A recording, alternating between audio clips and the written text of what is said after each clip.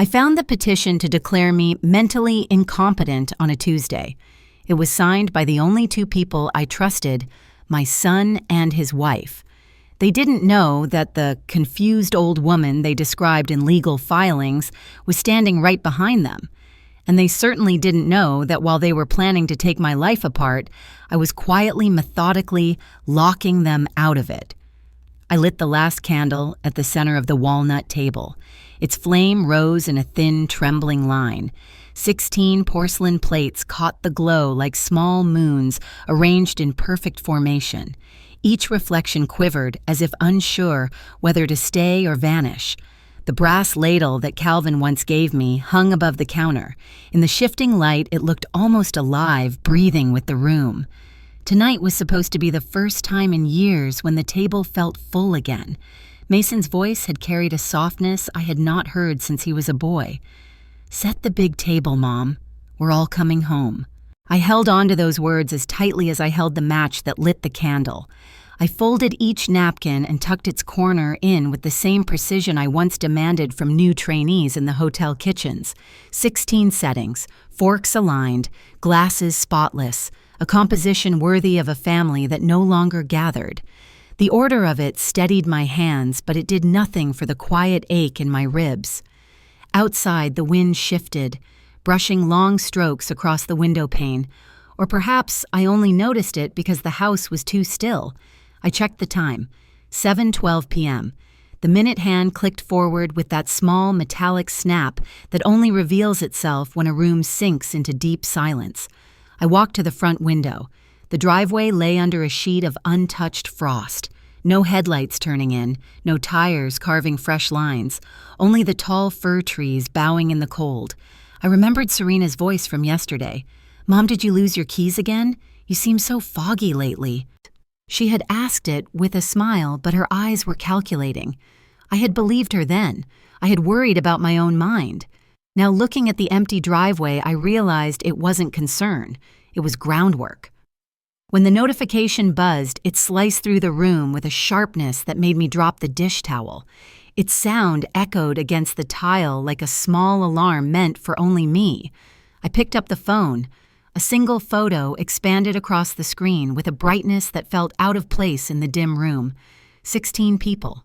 My children, their spouses, their friends, all dressed in warm colors beneath golden chandeliers. A long banquet table stretched before them filled with wine glasses, oysters, carved turkey, and candles twice the height of mine.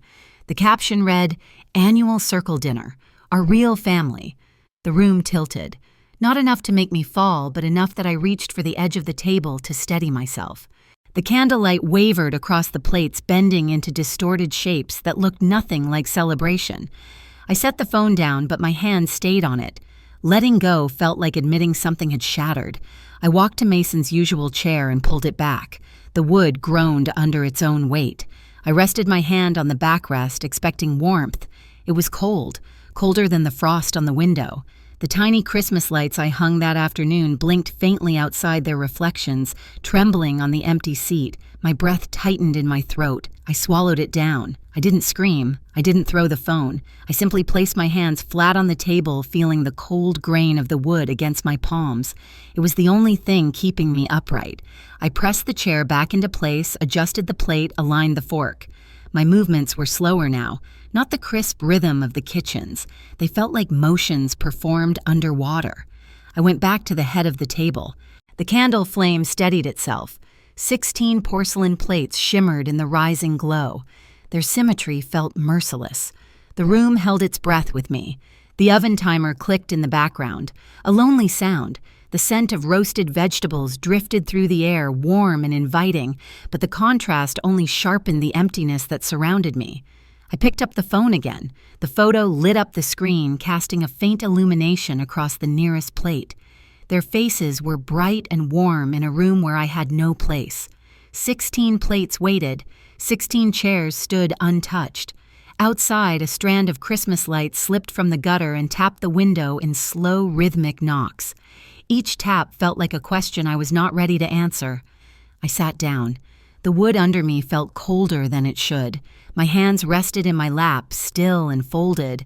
Candlelight shook in small breaths across the tabletop. I reached for the nearest plate. Its surface caught a sliver of reflection from the brass ladle hanging on the wall. Calvin's ladle, the symbol of every holiday he and I had hosted, with open doors and open hearts.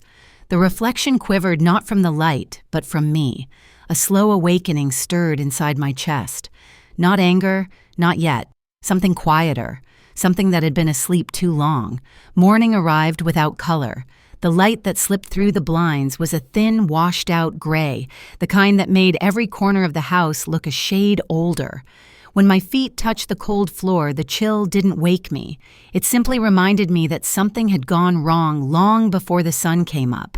The house felt still in a way that wasn't peaceful. Silence followed me down the hallway like a second shadow.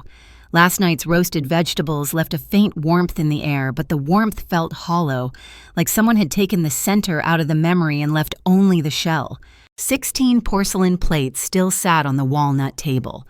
Wax from the taper candles had frozen mid-drip. Mason's chair, second from the head of the table, held its usual place. But in the morning light it felt strangely foreign, as if the grain of the wood had absorbed the truth before I let myself face it. I gathered the napkins. I straightened each plate. My hands moved from muscle memory, but the rhythm felt disrupted the way a song falters when the singer loses faith in the next note. Shame still lingered in my chest from the night before, thick and metallic. But something else nudged at me. A question. A tug. A knowing. I walked to the small room where I kept what was left of Calvin's things. After he passed, I kept that room still untouched, as if disturbing it would disturb the last parts of him I wasn't ready to lose. Yet this morning, my steps carried me there without hesitation, like my body knew something my mind was still trying to deny. Serena had left her oversized leather tote on the kitchen counter while she went down to the basement to check the furnace. The bag sat there unzipped. I wouldn't have looked except for the way she had hurriedly stuffed a manila envelope inside it when I walked into the room earlier. I reached into the bag and pulled the envelope up just an inch. My name was printed cleanly across the top beneath a bold title, Petition for Guardianship. My breath stopped. I took a photo of the header with my phone, my hands trembling, and slid the paper back exactly as it was. My breath stopped. I traced the next line with my eyes. Reason diminished cognitive capacity. Unable to manage financial affairs. The words didn't sit still on the page. They advanced. They swelled. They pressed forward like ice spreading across glass, slow but unstoppable. My vision tunneled to the margins. Serena's handwriting marked the edges small notes, confident numbers, calculated valuations of the house, the rezoned land, Calvin's retirement fund. Every loop of her pen felt like a verdict rendered in advance. My hand clenched, creasing the paper. A pulse of pain ran through my palm, but the betrayal stung deeper. This wasn't just paperwork. It was strategy. It was ambition dressed as concern. I stood too fast, and the room tilted. My stomach lurched. The brass ladle I had carried from the kitchen slipped from my fingers and struck the floor with a sharp metallic crack. The sound sliced through the silence. I dropped to my knees, again pulling out the remaining pages, appointment sections, financial summaries, witness lines, proposed signatures. Mason's name appeared beside Serena's in several spots, each one a little dagger. All they needed was my signature. They had been waiting for the right moment, some moment of weakness I hadn't given them yet. I swallowed hard and flipped to the last page. Something small and blue caught my eye, a note in Calvin's handwriting tucked into the folder. If they ever corner you, remember you are stronger than you think. My throat closed. The air felt heavy and dense, like grief and clarity had collided inside my chest. I lowered the floorboard back into place, but my fingers paused on the edge. The hollow space beneath it now felt like a wound. When I stood up, the house felt different. Not empty, but altered, as if it had chosen a side before I even knew there were sides to choose. The brass ladle lay on the counter where I had set it earlier, its handle faintly trembling in the draft moving through the window frame. I reached for it, but halfway there I stopped. My phone buzzed from the kitchen table, a soft vibration that made the silence shiver. I did not pick it up. I only listened. For the first time, the silence did not feel like loneliness. It felt like a question forming in the dark, because standing there surrounded by the quiet truth, rising from beneath my own floor, one thought pressed forward with a clarity I couldn't push away. The sleet struck my windshield in sharp taps, each one sounding like a warning I was running out of time. The heater hummed against the cold, yet my breath still fogged the glass. Pinecrest Valley stretched ahead in a blur of white. Even the trees seemed to bow under the weight of the storm, their branches crusted with ice that glimmered like fractured mirrors. The guardianship file rested on the passenger seat. Every time the car jolted over a patch of frozen road, the folder shifted, as if the truth inside it refused to sit still. I tightened my grip on the steering wheel. The cold wasn't the reason my hands shook. Not today. When Delilah's blue craftsman house came into view, its porch lights cast a warm halo through the snowfall. It looked steady, grounded, a place where truth had nowhere to hide. I parked, and steam curled up from the hood of my car, rising into the frozen air, like breath escaping a terrified body. Mine or the house's, I could not tell. I stepped out into the cold with the folder pressed to my chest. Snow stung my cheeks as I climbed the steps to her porch. Delilah opened the door before I knocked twice. Mint tea and lemon peel drifted out like a familiar hand on my shoulder. "Naomi," she said, her voice both soft and unyielding. "Come in." Warmth enveloped me the moment I stepped inside. The single floor lamp in her living room cast an amber glow, turning the wooden shelves into silhouettes of quiet authority. Books on probate law lined the walls. A quilt lay folded on the couch, neat and square, every edge pressed with care, the way she pressed clarity into confusion. She led me to the kitchen table. A ceramic mug was already set before me, steam curling in slow ribbons. Mint tea. She had brewed it before I arrived. She always knew more than she allowed the world to see. I placed the folder on the table. My hands hovered above it, the tips of my fingers brushing the manila cover as if preparing for impact. "Open it," Delilah said. I lifted the cover. The first page felt heavier than the entire folder. She slipped on her reading glasses and began scanning line by line, her eyes sharpening the way they used to in the courtroom. By the third page, her expression shifted. Barely, but enough. "This is not a simple petition," she said. "This is structured." The word hit me like a sudden chill. Structured meant intention, preparation, design. Delilah tapped a line with her index finger. "Proposed guardianship, granting Mason and Serena control of your homeland retirement accounts and any residual holdings from Calvin." My stomach tightened. "Is that allowed?" I asked, though my voice already knew the answer. Delilah's tone held no panic, only precision. "The petition is legal, but the motive behind it is not. Guardianship abuse is a form of financial exploitation of elders. It happens when someone uses the court to seize assets from an elder who is still capable of managing their life." The phrase struck me deeper than I expected. Financial exploitation of elders. As if someone had written my future in words I did not consent to. Delilah lifted another page, this one annotated by Serena in blue ink. Valuations, estimates, projections for the Ray-zoned property. These notes, she said, strongly indicate calculated financial intent. My hands trembled. I tucked them under the table. Delilah reached the final section of the petition and went still. It was the kind of stillness only an attorney reached after spotting something dangerous. She tapped again. "Here." Serena added a request for emergency temporary guardianship. "If this is filed at the wrong moment, the court could freeze your accounts before you even appear in the courtroom." The room shifted. The steam rising from my cup felt distant. Delilah removed her glasses. "This is not concern for your well-being. This is a coordinated financial extraction." The words tore through me with a force that felt both sharp and clarifying. A gust of winter wind pressed against the window, a thin whistle moving through the small gap in the frame. The kitchen felt warmer, yet my fingertips felt colder. Delilah lifted her mug. The rising steam turned silver in the amber light. The mint scent filled the space between us like truth, forcing its way into the open. "Naomi," she said, "your son and his wife can only take your dignity if you hand it to them."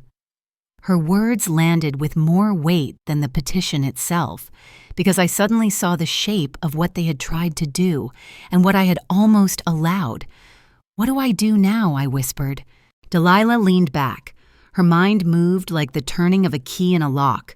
"First, we file a revocation of all existing powers of attorney. Next, we appoint an independent fiduciary. That protects you from any claim of incapacity. And we prepare a counterfile highlighting the inconsistencies, motivations, and procedural red flags in this petition." She paused and let the steam rise between us again. Motif. Warm truth escaping into cold air. Guardianship, she said, is supposed to be a last resort. They are using it as a shortcut. Judges take that very seriously. Outside the window, the storm began to soften. Ice melted into long, thin lines down the pane, revealing the dark road beneath. Branches emerged from the fog, sharp and defined. Delilah refilled my mug. The rising steam curled slowly like a message unfolding in the air. I placed both hands on the warm ceramic grounding myself. Her voice dropped to a near whisper. "The fog lifts when you decide it is time." I stood folder in hand. The cold air of the porch hit me with a clarity that felt electric. The valley below was still wrapped in mist, but for the first time I could see the contours beneath it. Truth had edges now, and I was done pretending I could not see them. The storm outside was fading, and inside me something bright and unbreakable had finally awakened. Winter sunlight broke through the clouds in thin, brittle shards, the kind that illuminate everything, yet warm nothing. As I drove toward Maple Bridge, the ice along the roadside shimmered like fractured glass. Houses stood silent beneath frost-coated trees, and each breath inside my car lingered longer than the last, fogging the window in slow waves. I kept one hand on the wheel, the other resting against my coat pocket where my phone buzzed once and fell quiet. I did not answer. Today was not a day for words. Today was a day for watching the truth slip through the seams of someone else's story. Ahead, the cafe window glowed amber against the pale afternoon. Through the glass, I saw Mason's silhouette. His shoulders curved inward in the way they had when he was a boy bracing for a scolding he knew he deserved. I understood then that this meeting was not a conversation. It was an X-ray. When I stepped inside, the bell above the door chimed. The smell of cinnamon and cocoa warmed the air. Sunlight pooled onto the wooden floor, reflecting softly off the cups and silverware. Families filled a few tables, scarves draped over chairs, children sipping hot chocolate with whipped cream mustaches. Mason and Serena sat near the back. Serena saw me first. Her smile was polite, wide, and curiously empty. Mason looked up a moment later. A flicker crossed his face, fear, guilt, or a shadow of something silently unraveling. Mom, Mason said, standing halfway before sinking back down. He looked past me, around me, anywhere my eyes were not. Serena leaned forward smoothly, always the one conducting the room. "Thank you for coming, Naomi. We know things have been a little tense."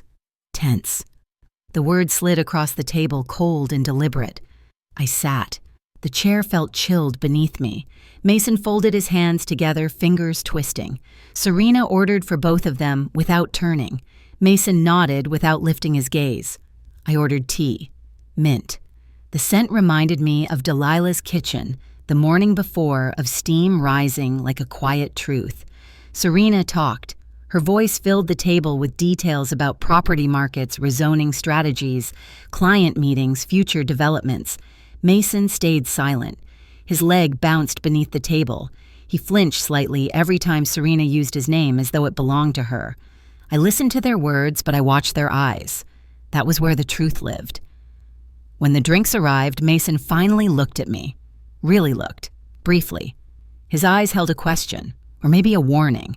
"Mason," I said softly, "is everything all right at home?" His answer came delayed, weighted. "Everything is fine. Just busy." But his eyes contradicted every syllable. Serena spoke before I could respond.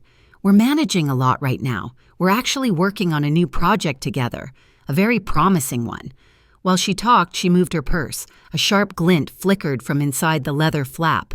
A folder corner. Light bounced off it bright enough to catch my attention. Motif number 3, the reflection.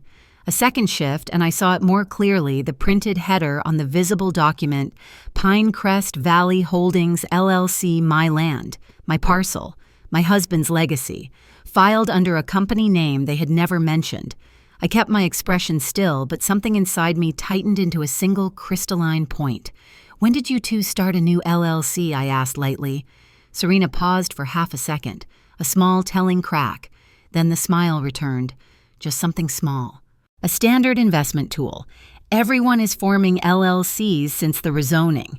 The purse shifted again. More details came into view. Filed January 3rd, 10:16 a.m. Registered Agent Brookshire. Corporate Services, Purpose Property Acquisition and Redevelopment. My pulse slowed into a controlled, icy rhythm. Not only had they planned the guardianship, they had already prepared the structure to absorb my land. I lifted my gaze to Serena, named after my property line. A hairline fracture appeared in her expression. Not fear, irritation, annoyance that I had noticed something she wanted to stay hidden. "I told you she would overthink it," she whispered sharply to Mason, thinking I would not hear. Mason's head jerked, his eyes widened not at me but at her. Then they flicked back to me, full of conflict, regret, and something like a silent apology. The fracture widened. I lifted my cup. Steam rose between us, soft and slow. "I hope I said calmly that the things you are building are rooted in truth, because truth has a way of revealing who stands where." Serena's jaw tightened. Mason's shoulders collapsed inward a little more. Our 15 minutes were nearly gone. I stood. The chair legs scraped softly against the floor. Children laughed at a table behind me, their voices clear and unburdened. I remembered Mason at age 5 tugging on my coat sleeve, his hands small and trusting. Now he sat before me, unable to hold my gaze for more than a breath. I reached for my coat. "Take care, both of you." Mason rose an inch from his seat. "Mom." Just one word. Heavy, hesitant, full of things he was not allowed to say. "Yes," I said. His lips parted. A thought tried to escape. Then Serena touched his arm. "We should go." And just like that, the words died in his throat. They left through the back door, Serena leading Mason following, but glancing over his shoulder once one final, fragile look that revealed more truth than anything spoken at that table. I remained seated a moment longer. The steam from my cup had faded. The warmth had cooled. The reflection from the LLC folder still burned in my mind, a silver warning, a blade of truth. Then I understood, not with anger, not with shock, but with a fracture so clear it felt like glass cracking under pressure. The frost on Delilah's porch wasn't just frost that morning. It looked like cracked porcelain-thin fractures running across the railing, the same way fractures were beginning to run across the story I thought I understood. I paused with my hand on the wooden post, letting the cold bite deep enough to steady my breath. Inside her house, a printer hummed, a low, steady vibration that reminded me of a heartbeat belonging to someone braver than I felt. When she opened the door, a wave of warm air brushed past me and carried the familiar sense of mint tea, paper dust, and something like quiet certainty. "Come in, Naomi. We have a lot to go through." Her voice didn't rise or fall. It simply held. I stepped out of the cold. The warmth of her kitchen wrapped around me, but the hum of the printer did not stop. Papers continued feeding through one after another like small truths finally deciding to climb out of the dark. On the table, Delilah had arranged the documents in straight lines: bank statements, IP logs, digital signatures, property filings connected to my land in Pinecrest Valley. She worked with the precision of someone who had spent decades pulling apart lies for a living. "You asked for clarity," she said. "Now you're going to get it." I nodded, though a part of me already knew clarity was rarely gentle. She pushed the first stack toward me. Delilah pushed the stack toward me. "These are the ledgers from your personal savings account, the one Mason had power of attorney to access for your bill payments." I lifted the top page. $60,000 gone, Delilah said. "But look at the amounts. $9 on $500, $9 $800, $9 on $1,000. "Why those amounts?" I asked. "Because banks report withdrawals of $10,000 or more to the federal government," she replied. They were structuring the withdrawals to hide the theft. That is a federal crime, not sloppy, not impulsive, methodical. I traced the withdrawals with my thumb, stopping when I saw the repeating device ID. Delilah leaned over and tapped the string of numbers. That is Serena's phone. She masked the location through a VPN, but the device fingerprint is identical. She took care to disguise her tracks, but not carefully enough. I swallowed. Something cold passed through me, colder than the wind outside. The frost of Delilah's porch had looked like cracked porcelain. Now I understood why. My life had been cracking in the same quiet way, fracture by fracture, while I had been setting tables and lighting candles and believing my children would come home. Delilah continued her analysis without softening the edges. These patterns qualify as financial exploitation under state elder protection laws. Repeated unauthorized withdrawals from a vulnerable adult's account. Guardianship petitions built on fabricated cognitive decline.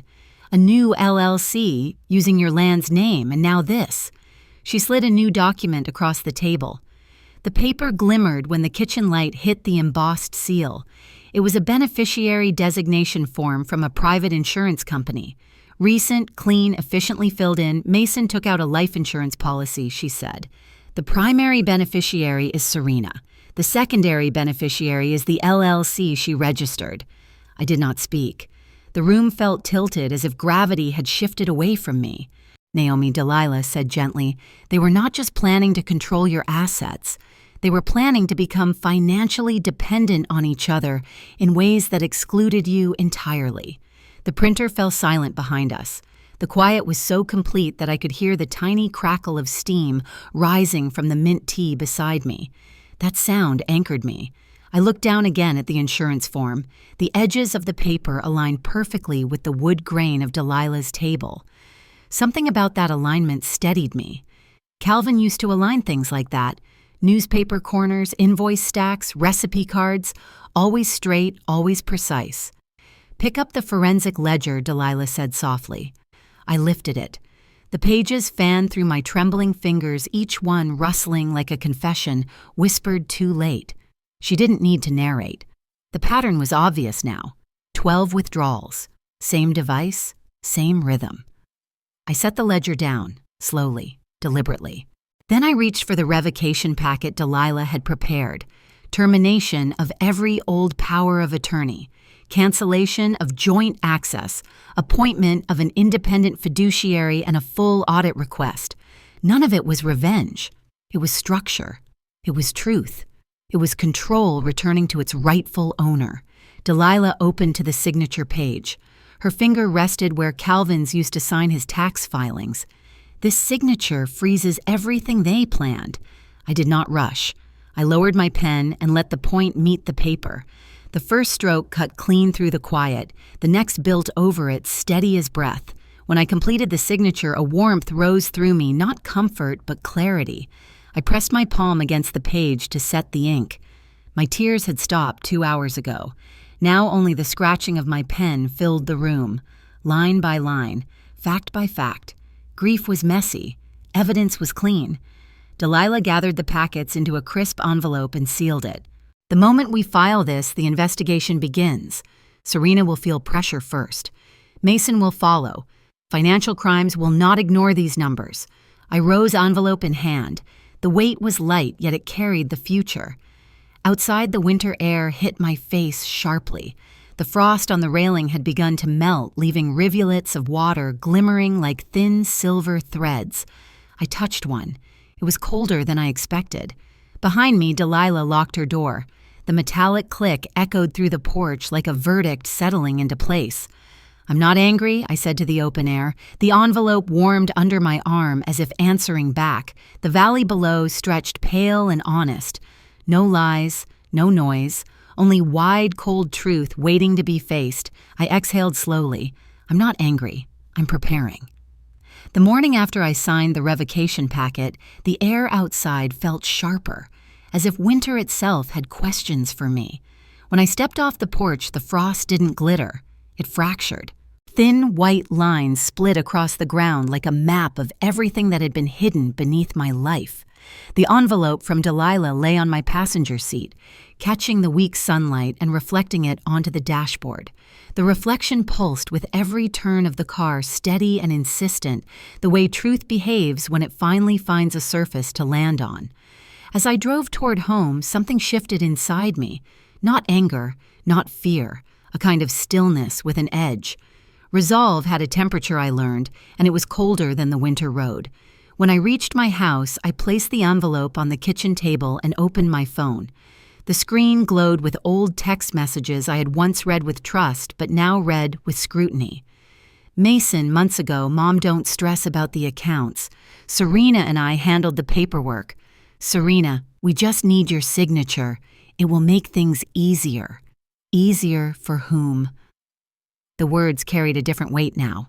I scrolled through conversations aligning dates with transactions, visits with withdrawals. The pattern surfaced like a bruise rising to skin. I had mistaken timing for coincidence. It was coordination. I pulled out a notebook and began documenting everything. Dates, screenshots, voice messages. My handwriting, once soft and looping, grew firmer with each line. Calvin had always said that handwriting revealed intention. Mine revealed a woman no longer asking for permission. Then I crossed the street to see Mrs. Langford, who stood bundled in her coat, watching birds skitter across her frozen lawn. "Did you need something, dear?" she asked. "I need to know if you've seen Serena here when I wasn't home." Her eyes narrowed with recollection. "More than once. Mid-morning, clipboard in hand, walked fast like she didn't want company. I thought she was from a real estate office." Real estate. The word landed like a weight inside me. "Would you be willing to repeat that if an investigator asks?" "I will," she said without hesitation. "People shouldn't be taking advantage of you. Calvin wouldn't stand for it." Her words steadied something inside me.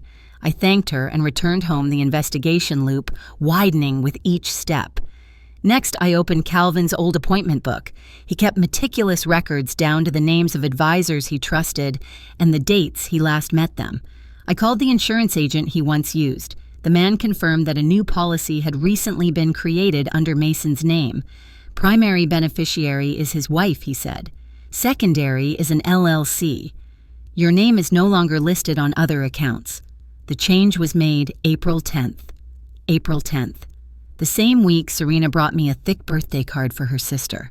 My stomach tightened. I added it to my timeline. Piece by piece, the story sharpened. I called the bank to confirm the withdrawal dates. "I'm sorry, Mrs. Turner," the representative said. "Your security questions have been updated. We cannot grant access." My hand tightened on the phone. Serena. She had changed the answers. "Ask me the challenge question," I said, my voice hardening. "The one set when the account was opened in 1998, before digital profiles existed." There was a long pause. "Name of your first pet?" the representative asked hesitantly. "Barnaby," I whispered, and the color of his collar was red leather. The line clicked. Identity verified, access granted. I let out a breath I didn't know I was holding. By noon, my kitchen table looked like a tactical board. Receipts, texts, witness notes, insurance records, guardianship filings, and in the center, the sealed envelope containing my revocation documents.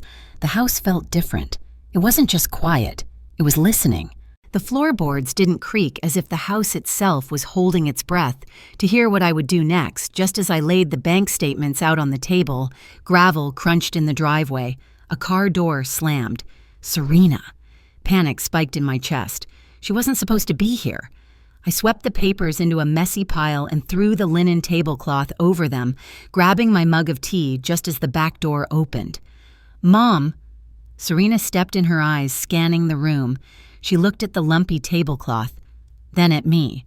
My heart hammered against my ribs, but I forced my hand to be steady as I sipped the tea. "Just doing some cleaning," I said. She narrowed her eyes. "I left my scarf." She grabbed the blue scarf from the hook, lingering for a second too long. "You look flushed. Are you feeling okay?" "Never better," I lied. She finally left. As her car pulled away, my hands started to shake uncontrollably. That was too close. I lifted my phone and dialed Officer Campbell from Pinecrest Valley Financial Crimes. Delilah had spoken of him as relentless and fair a man who understood patterns better than excuses. He answered quickly. Campbell speaking. This is Naomi Turner. Delilah Hart told me to call. His tone shifted with recognition. Yes, ma'am. She said you have something serious. Not something. A pattern. I explained everything from the withdrawals to the guardianship petition. I kept my voice steady, stacking facts like bricks. He listened without interruption. When I finished, he said, Mrs. Turner, when patterns form this cleanly, it is never an accident. This is exploitation, and exploitation carries consequences. A cold clarity moved through me. My hands steadied. My breath deepened. Behind Campbell's voice, I heard the printer in his office running. Evidence being processed. I want you to send me everything, he continued. Do not organize it. Raw is better. We will initiate a protective audit and notify the Elder Protection Liaison. I already filed revocation documents. That helps you significantly. Stay reachable. When I hung up, the room felt taller as if it recognized my shift in posture. A soft knock sounded at my door. Delilah stood outside, snow melting on her shoulders. She stepped in without ceremony and studied the table filled with evidence. You built this fast, she said. It felt necessary. She walked to the stove, poured steaming mint tea, and unlike before, placed it directly into my hands. Motif returned, warm, clear, purposeful. You carried fear long enough, she said. Now let them carry it. I inhaled the mint steam. It didn't soothe. It sharpened. That was when Officer Campbell arrived. He greeted Delilah with professional familiarity, then began reviewing the documents spread across my table. The afternoon light hit the bank statements, first turning the columns of numbers into silver bars. Not wealth, evidence. He tapped the repeating device ID, the guardianship petition, the LLC registration. Everything aligned like a confession constructed through paper. When timelines matched this tightly, he said, someone engineered it. This is not a misunderstanding. It is coordinated exploitation. The truth was not loud. It did not shout. It settled like frost. Once Campbell left with the evidence packet, I walked to the window. The wind etched fresh lines across the frost outside, carving patterns that felt deliberate. Delilah placed the mug of mint tea back into my hands. You are not the one being evaluated anymore, she said. They are. The tea warmed my palms, but something colder moved through me, something older than fear, a clarity that did not waver. I spent years shrinking to keep the peace I said, years lowering my voice so theirs could rise. I set the mug down. The steam curled upward like a signal rising into the winter air. But I am done shrinking. The morning light slid across my living room like a blade drawing a sharp line between everything I had been before yesterday and everything I was becoming now. Overnight, the frost outside had thickened, curling into delicate ridges that looked almost carved. The world felt paused, as if it were waiting for my next move. When I opened the door, Delilah stood there with a leather binder so heavy it pulled her shoulder down. The sunlight struck its spine and sent a pale gleam gliding across my hallway wall.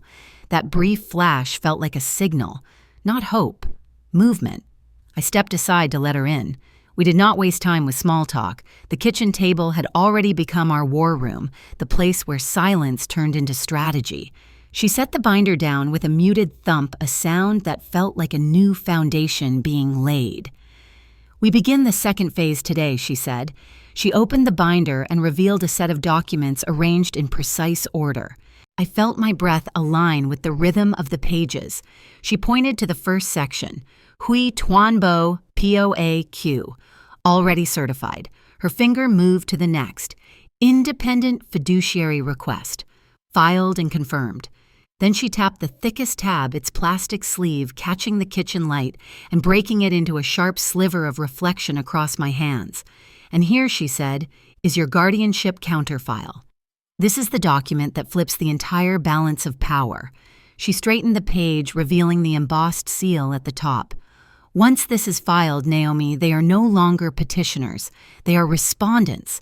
Respondents answer questions they cannot control. For a moment, the room held its breath. I read the first page slowly. Each clause landed like a measured drumbeat, steady and absolute. My phone buzzed on the counter behind us. Serena. I didn't look. The timing told me more than any text message could. Delilah's voice dropped. This is the moment they begin to fear the quiet. We spent the next hour walking through every detail of the counter file, how the investigation timeline would unfold, how guardianship abuse was evaluated by the court, how a respondent's behavior became evidence, how silence when anchored in truth created pressure more potent than confrontation. She closed the binder and looked at me with a calm that had no softness in it.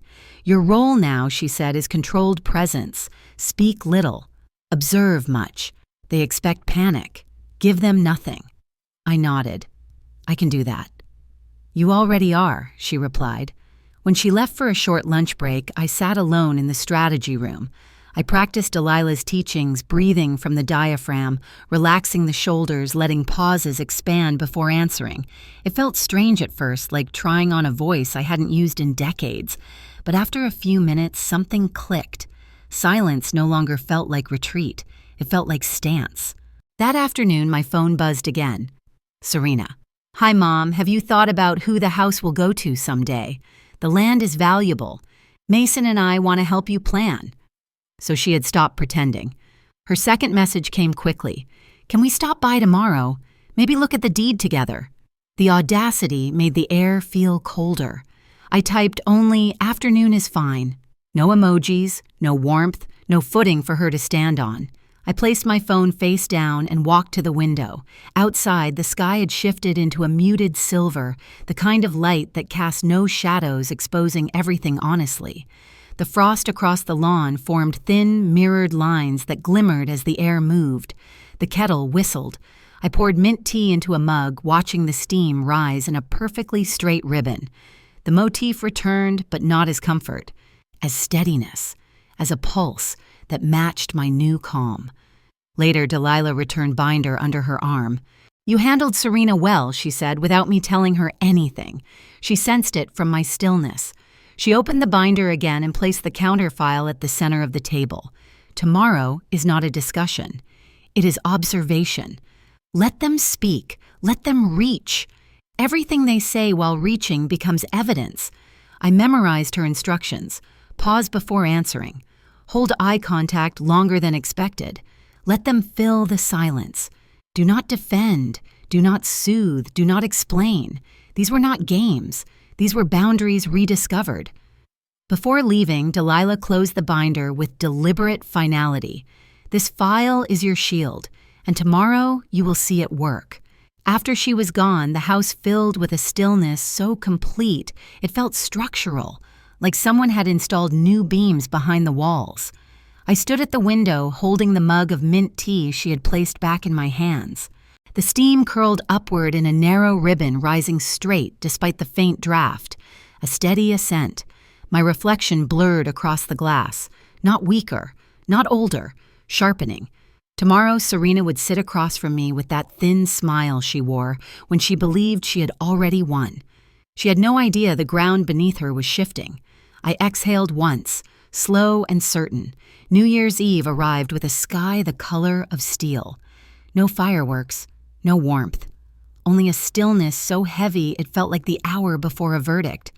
I walked into the dining room and turned on the single pendant light hanging over the walnut table. The glow spread, slowly illuminating the wood grain in long, deliberate lines. 6 chairs stood evenly spaced like witnesses waiting for testimony. This time, the table wasn't set for celebration. It was set for truth. I ran my hand across its surface, and for the first time, it didn't feel like the table where I had waited alone on Christmas Eve. It felt like an altar of consequence.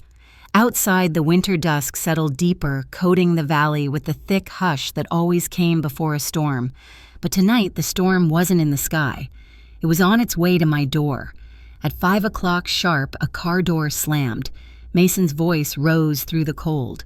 Then Serena's faster footsteps followed, each one sharp and impatient, like she was marching toward a prize. I did not move to greet them.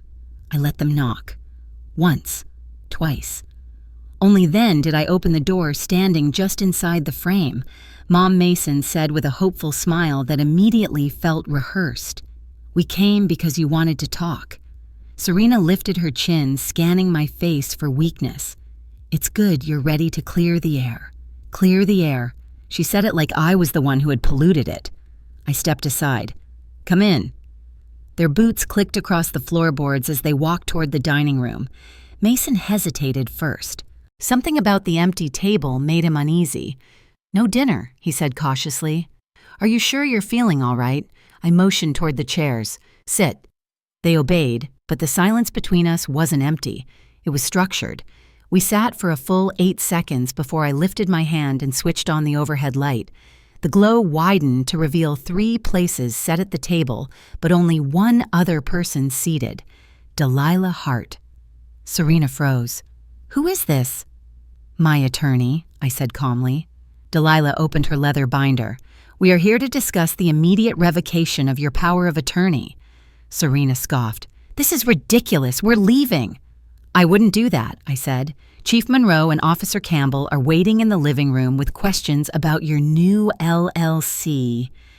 The color drained from Serena's face as heavy footsteps approached from the hallway. Serena's breath caught. Her spine straightened. The color drained from her face. Mason blinked hard. "Mom, what is this?" "This," I said calmly, "is the conversation I asked you to come for." Delilah opened her leather binder with a soft thump. The crisp sound cut through the room like the turning of a page in a courtroom. Campbell folded his hands. "Mr. Turner and Ms. Turner, thank you for coming.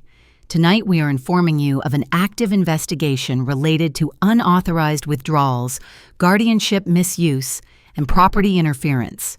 Serena's jaw twitched. "This must be a misunderstanding." Delilah slid the revoked guardianship petition across the walnut table. The thin plastic sleeve caught the overhead light and threw a sharp reflection across Serena's face. The glare forced her to blink as though truth itself had turned to look at her directly.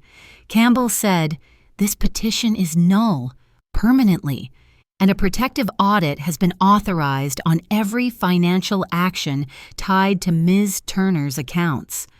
Serena's composure fractured. Her fingers curled against the table's edge, gripping the walnut surface, the way a drowning person clings to air. Mason's voice thinned. "Mom, why didn't you talk to us first?" I kept my hands flat on the table, my posture straight, my breath steady. "I did," I said. "You mistook my silence for weakness. You were wrong." The single pendant light hummed faintly, filling the pause with a tension that felt like the air itself might split. Chief Monroe leaned back in his chair. "No accusations tonight, only clarity. Any further interference will be considered part of the ongoing investigation." Serena tried to recover. "We are her children. We have the right to ask about her future." "You have the right to ask," I replied. Calm, even. "You do not have the right to take." For the first time, Serena broke eye contact. Delilah's tone softened, but her words did not. "What you're feeling now is not punishment. It is consequence." Signature scene number 3 unfolded around us. The long walnut table with its polished surface, reflecting the paperwork, the pendant light above throwing defined shadows. The 3 officials seated opposite my children and me, at the head still grounded, unshaken. A reversal of power without a single raised voice. Serena whispered, "You can't do this." "I already have," I said. Her face tightened, panic flickering in the corners of her eyes. The certainty she wore like a second skin began to split. Mason reached for her shoulder, but she pulled away, her fingers trembling. Campbell pointed to the final form. "We will be in contact soon. If you attempt to alter any documents or access any accounts belonging to Ms. Turner, you will be notified immediately as respondents." Respondents, not petitioners, not heirs assumed by entitlement. Respondents. They stood slowly. Serena struggled to keep her breath steady. Mason looked as though he no longer recognized the script he had rehearsed for weeks. They walked out without another word. The door clicked shut behind them. But the house did not feel empty. It felt aligned. The overhead light cast a soft halo across the table, illuminating the revoked petition left behind. The chairs they had occupied still faced the truth they had tried to outrun. I traced the wood grain beneath my fingertips. Authority did not rise in me like a shout. It settled like something that had been waiting its turn. The house held its breath that morning. Not a sound moved through it, not even the settling of old wood. Frost spread across the window like thin veins of silver, and the pale light that filtered in felt colder than winter itself. I walked toward the dining room, each step echoing softly as if the walls wanted to witness what was about to unfold. The walnut table waited under the pendant lamp, polished, calm, still. For years I had eaten alone at it. Today it was no longer a table. It was judgment carved in wood. When I placed my hand on the back of the chair, the grain felt warm, almost alive, as if it had been storing every silence, every humiliation, every unanswered question from my children, preparing to release them now, right where truth could no longer hide. I sat. Delilah was already beside me, a stack of forensic documents folded and clipped with ruthless precision. Chief Monroe and Officer Campbell stood at the far end of the table reviewing their notes, their presence steady and unshakable. Then came the knock. 2 short taps, 1 long. Mason entered first. His eyes slid past mine as if they were looking for a softer version of me, one that no longer existed. Serena followed chin high, wearing confidence like a perfect. She expected surrender. She expected apology. She expected the mother she had studied and misjudged. Instead, she found authority waiting in silence. Mom Mason said, forcing a smile.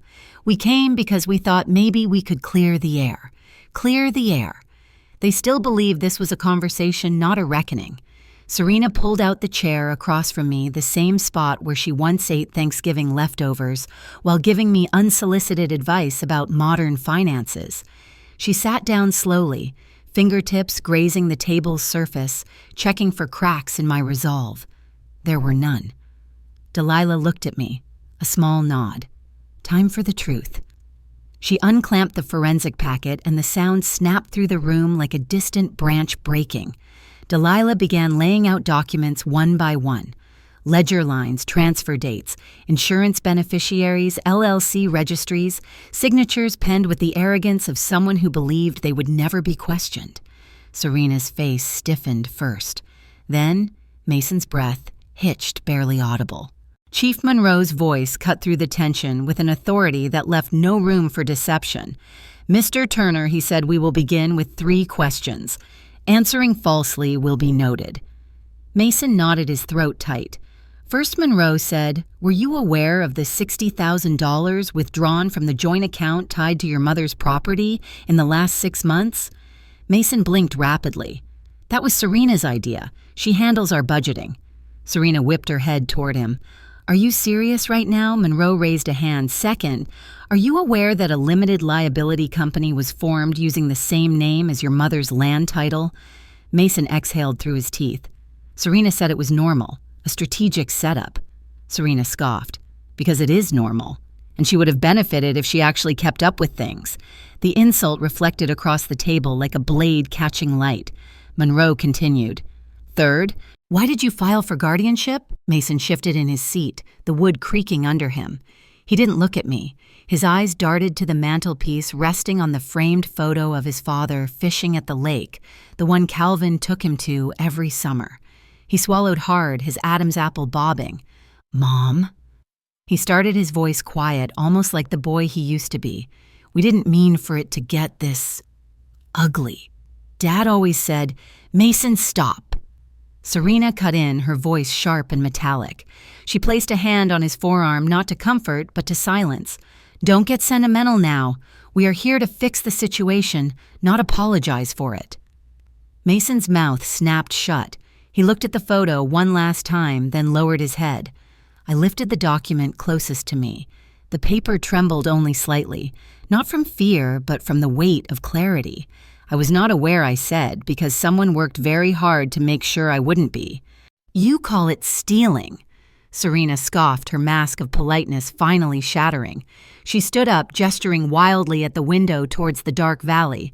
"I call it saving that asset. You leave that land sitting there doing nothing, growing weeds while the market explodes.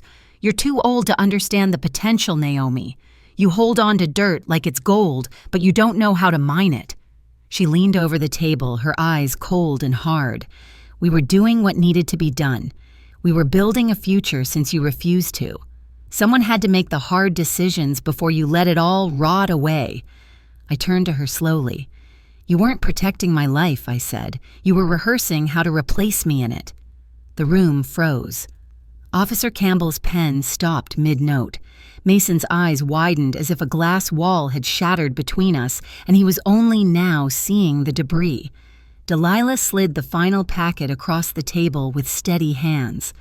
The revocation dates, the forensic accounting results, the fiduciary appointment, the fraud indicators. Serena tried to gather the scattered documents, but they slipped from her fingers like truth, refusing to be held. Mason didn't move. He stared at the table, the same table where he once built school projects, blew out birthday candles, and ate pancakes dripping with syrup, while I wiped his chin with a warm cloth. Now he looked at it as if it were a mirror showing him the version of himself he had run from for too long. I rose slowly. "You came here expecting me to break," I said. "But neither of you understands something important. A woman does not lose her power when she grows older. She loses her patience." Serena inhaled sharply. Mason's shoulders collapsed. I walked around the table, stopping beside them. "You wanted my home, my land, my future," I said. "Tonight I reclaim all of it. And I do it without shouting, without cruelty, and without fear." Chief Monroe closed his notebook. Officer Campbell capped her pen.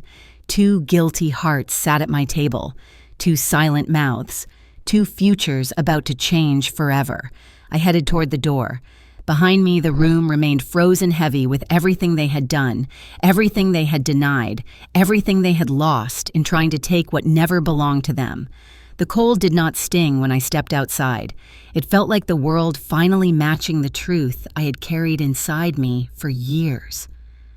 Frost glittered across the driveway like shattered glass, and Mason walked through it with the slow, unsteady steps of a man losing the last illusion he had been living in. He didn't look back. Serena didn't walk at all. She bolted her footsteps sharp and frantic, a rhythm made of fear finally catching up with her arrogance. When their car disappeared around the bend, the night fell quiet in a way I had never heard before. Not loneliness, not abandonment. Just the sound of a house waiting for its real owner to step back in. I opened the door and warm air rolled toward me, carrying the faint scent of pine, and something else, the possibility of a life rebuilt instead of repaired. I closed the door behind me, not to shut them out, but to shut myself back in. The latch clicked, and for the first time in months, the house didn't groan. It exhaled. The tension in the walls settled into a peaceful silence. The walnut table waited where I had left it. Still, calm. A witness that had seen the truth set itself down like a verdict. One chair slightly pushed back. A document corner left askew from Serena's shaking hands. A faint ring from Mason's forgotten coffee cup. Not remnants of their presence, remnants of their exposure. Delilah stepped in from the hallway carrying a gold-embossed folder. "You're free," she said. "Now let's make sure you stay that way." We sat together in the living room while the last of the daylight drained from the sky. She opened the folder with a confidence earned from decades of saving women who had been underestimated. Inside were pages of long-term protection trust, restructuring, property, rezoning safeguards, durable power revocations, guardianship resistant clauses, and a fiduciary oversight agreement with a firm known for protecting elders as fiercely as family. Every line felt like armor. Every signature felt like a stone laid onto the foundation of a future I was building without apology. I signed. No trembling, no second-guessing, no shadow of the woman who once doubted her own memory because her children told her to. As the last page clipped into place, the house hummed softly. A quiet acceptance, a quiet shift. A knock came at the door. Officer Campbell stood outside in a thick navy jacket holding a grocery bag. "Figured you hadn't eaten," she said. "Stew from the precinct kitchen," Chief Monroe insisted. Behind her, wrapped in her knitted blue scarf, stood Mrs. Lattimore with a basket covered by warm linen. Cornbread, she said. Hot, and not the dry kind. I stepped aside. They entered not out of pity, but because they recognized a woman who had fought back with truth instead of rage. We gathered again around the walnut table, Delilah Campbell, Mrs. Lattimore, and me. For a second, I saw a ghost of what had been 16 empty plates, cold and untouched, waiting for people who had already left me long before they failed to show up. But then Campbell set the steaming stew on the table, and the illusion faded. Delilah unfolded the long-term protection packet with the crisp certainty of someone who refused to let another woman be erased. Mrs. Lattimore placed the cornbread down the linen cloth, sliding away like the last layer of fear I had carried. We set 4 plates, not 16. 4 plates filled with presents instead of pretense. 4 seats without manipulation. 4 chairs pulled out, not out of obligation, but choice. As I signed the final legal page, Campbell leaned forward. "You know what this is, Naomi?" she asked. "It's the legal version of changing the locks on your life." Her words landed warm, true, liberating. For the first time, I wasn't defending what I had.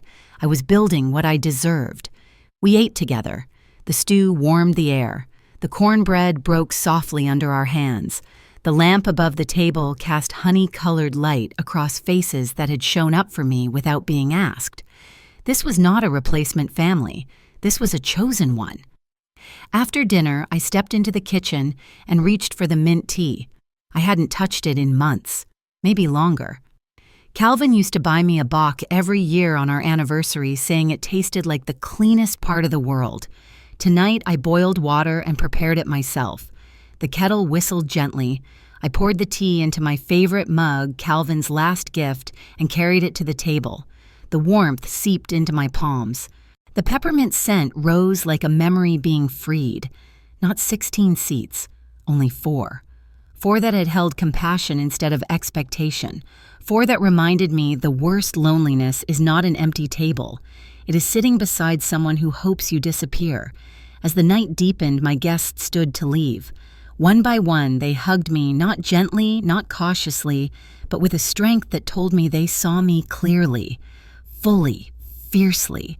When the door closed, the house grew quiet again, but this quiet was different. Not a void, a beginning. I walked back to the table.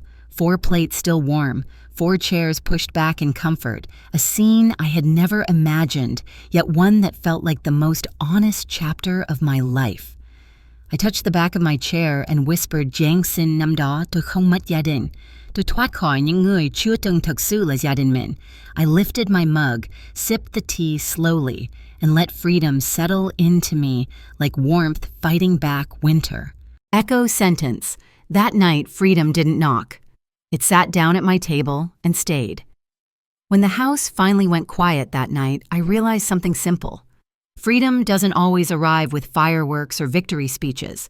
Sometimes it comes in the shape of a warm table for 4, a clean signature on a legal document, a cup of mint tea you brew for yourself with steady hands. I spent years believing family was something you inherited, but this journey taught me the truth. Family is whoever leaves the light on for you when the rest of the world goes dark. Family is whoever stays when your strength is tested. Family is whoever sits at your table because they care not because they benefit. If this story reached you today, I hope it reminded you of something important. You are allowed to choose peace. You are allowed to protect what is yours. And you are allowed to begin again no matter your age. Before you go, tell me in the comments where you are listening from. And if you believe in quiet strength and second chances, make sure to subscribe for more stories like this. Because somewhere out there, another table is waiting to be set. And someone just like you is ready to reclaim their place at it.